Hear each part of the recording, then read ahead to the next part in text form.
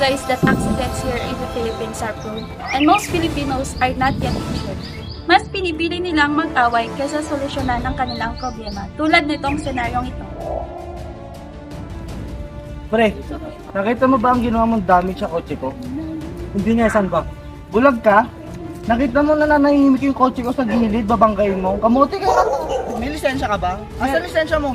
Dito, ba't mo hinahanap? Bakit LTO ka ba? Alam mo ba kung magkano ang kotse ko? Hindi nga eh, bakit? Magkano ba? Alam mo, mas mahal pa yun sa buhay mo. Paano mo nasabi na mas mahal yun kaysa sa buhay ko? Di mo ba alam, brand new yung sasakyan ko. At binili ko yun sa ibang bansa. Kaya kung ako sa'yo, bayaran mo. Paano ko babayaran yan? Ang pahit-pahit ng sasakyan mo. Pinagdula ko mo ba ako? Hindi, bakit? Ano? Bro, wait! Kalma lang, may solusyon ako! Bro, wait! May solusyon ako!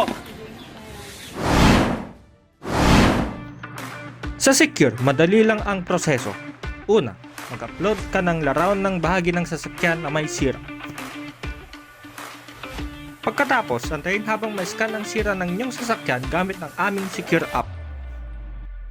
At sa huli, makakatanggap ka ng estimation result ng damage ng inyong sasakyan. Simpleng-simpleng solusyon para sa inyong problema sa sasakyan.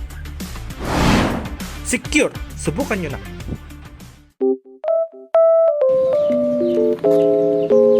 Sige pre, gamitin na natin ng secure. Ano ba yan?